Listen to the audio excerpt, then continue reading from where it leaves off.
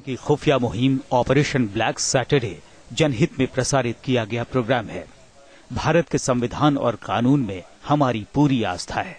इस ऑपरेशन के जरिए हम मुजफ्फरनगर हिंसा की हकीकत को सामने लाना चाहते हैं।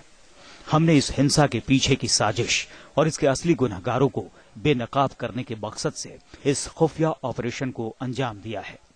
न्यूज नेशन किसी भी तरह के सांप्रदायिक भेदभाव और हिंसा के खिलाफ है। इसीलिए ऑपरेशन के दौरान हुई बातचीत के कुछ हिस्सों की संवेदनशीलता को देखते हुए या तो उसे निकाल दिया गया है या बीप कर दिया गया है।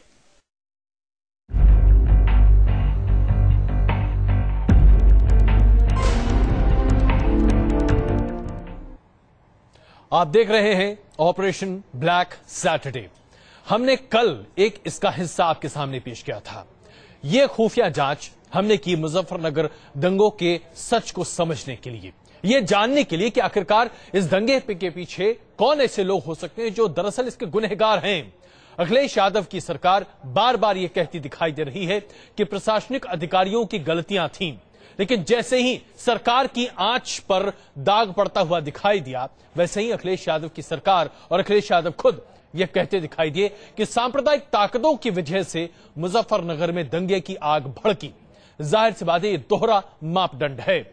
हम आपके सामने लगातार यह चीज पेश करना चाह रहे हैं कि दरअसल यह सिर्फ प्रशासनिक लापरवाही का मामला नहीं है, बल्कि राजनीतिक स्तर पर भी इस पूरे मामले को भुनाने की और इसे आगे बढ़ाने और इसकी आग की चपेट को और इसकी लौ को आगे बढ़ाने की पूरी भूमिका रची गई थी। और यह सब सोची समझी सुनियोजित साजिश के तहत किया गया था। यही चीज आज हम आपके सामने पेश करना चाहते हैं। कल हमने आपके सामने पेश किया था कि कैसे राजनेता अपने ऊपर से तमाम जिम्मेदारियों को हटाते हुए प्रशासनिक अधिकारियों को जिम्मेदार ठहरा रहे हैं। आज हम आपके सामने पेश करने जा रहे हैं वो सच जो प्रशासनिक अधिकारियों ने हमारे खुफिया कैमरे पर हमारे रिपोर्टरों के सामने रखा। प्रशासनिक अधिकारियों का दावा है कि राजनेता चाहते थे कि दंगे की आग भड़के। देखिए कल हमने क्या दिखाया था, उसके बाद आज की बारी शुरुआत करेंगे। मुजफ्फरनगर के मुजरिमों को सामने लाने के लिए न्यूज नेशन की मुहिम दूसरे दिन भी जारी है। कुछ और चेहरों से पर्दा उठाएं, उससे पहले आपको दिखाते हैं अब तक हमने इस मामले में क्या दिखाया। सबसे पहले आपको एक बार फिर सुनवाते हैं उत्तर प्रदेश के नगर विकास राज्य मंत्री चित्तरंजन स्वरूप का क्या कहना है। छोटी सी घटना इतनी बड़ी हो गई, क्या वजह रही इसकी? मैंने पहले भी कहा है प्रशासनिक चूक का परिणाम हुआ है। मतलब किस तरीके की प्रशासनिक चूक? प्रशासनिक चूक ये गलत नामजदगियां होती, मतलब दोनों ओर से कवाल में। अच्छा। और जो गलत नामजदगियां दोनों पक्षों से द्वारा की गई है, उनको जांच में उसी समय निकाल दिया जाए। तो इसके लिए कौन जिम्मेवार है, सरकार या प्रशासन जिम्मेदार है। सरकार ने तो क्लियर कह रखा था कोई गलत आदमी ना फंसे। उसके बाद ये बढ़ता चला गया, खराब नहीं। मंत्री जी ने क्या कहा ये आपने सुन लिया, लेकिन अब आपको सुनवाते हैं मुजफ्फरनगर के पूर्व सांसद और एसपी के कद्दावर नेता अमीर आलम का क्या कहना है।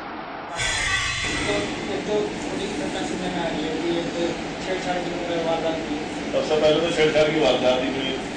कोई आदमी लिखने को यही नहीं पता मुझे हुआ कहाँ से, छेड़छाड़ की तो वारदात ही नहीं है।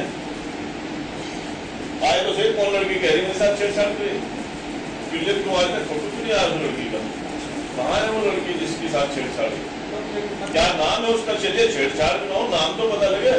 सलीम कैमरा यूनिट लेके आ जाओ पूरा। हाँ FIR में है कि हाँ। आए और करते सिर्फ सरकार के मंत्री और नेता ही नहीं प्रशासन को खरी खोटी सुना रहे थे, बल्कि अपोजिशन ने भी इसका ठीकरा प्रशासन के सिर फोड़ दिया। मीटिंग में आप उस दिन थे, वो जो पंचायत हुई थी उस दिन थे, वो मंच पे भी रहे होंगे। क्या भाषणबाजी हुई थी? किसकी? हमारी नहीं, सबकी जो लोग भाषण कर रहे थे। ऐसे ना भाषण तो लोग अपने तरीके से करते हैं सब।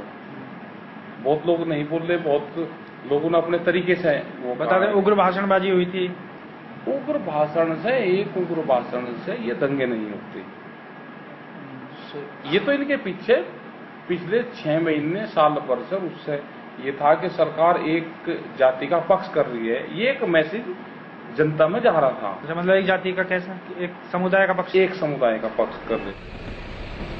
दंगे के पक्ष और विपक्ष में नेताओं की दलीलें आपने सुनी, लेकिन आगे वो लोग खुलासा करेंगे जो खुद ग्राउंड जीरो पर मौजूद थे।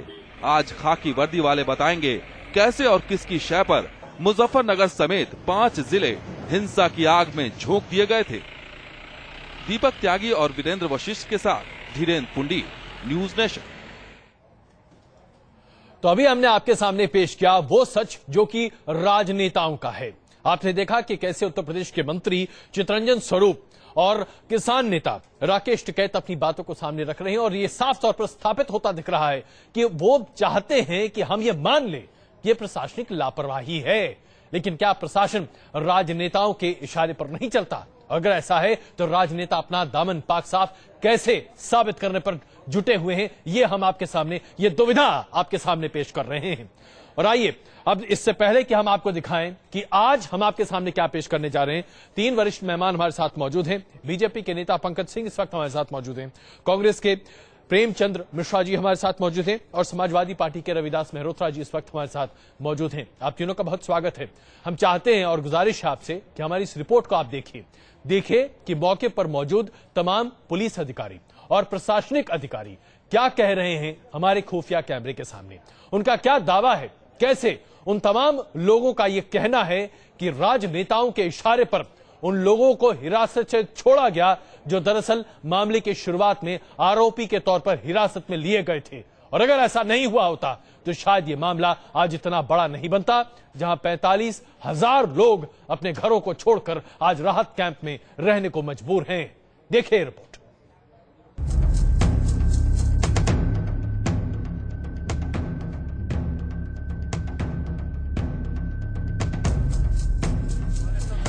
अब आप दिल थाम कर बैठिए, क्योंकि अब जो खुलासा होने वाला है वो उन लोगों की जुबानी है जो ग्राउंड जीरो पर मौजूद थे, यानी खाकी वर्दी वाले वो अधिकारी जो सरकार की मर्जी के बिना हिल भी नहीं सकते थे और जिनके हर एक्शन पर सरकार का पहरा होता है। सबसे पहले मिलवाते हैं आपको जानसठ थाने के SSI SK त्यागी से। त्यागी उसी थाने के SSI हैं जिसके अधीन कवाल गांव आता है। वही कवाल गांव जहां की एक छोटी सी आपराधिक वारदात की चिंगारी ने पूरे मुजफ्फरनगर जिले को दंगों की आग में झोंक दिया। त्यागी ने हमारी इन्वेस्टिगेशन टीम के सामने जो राज खोले वो आप भी सुनिए।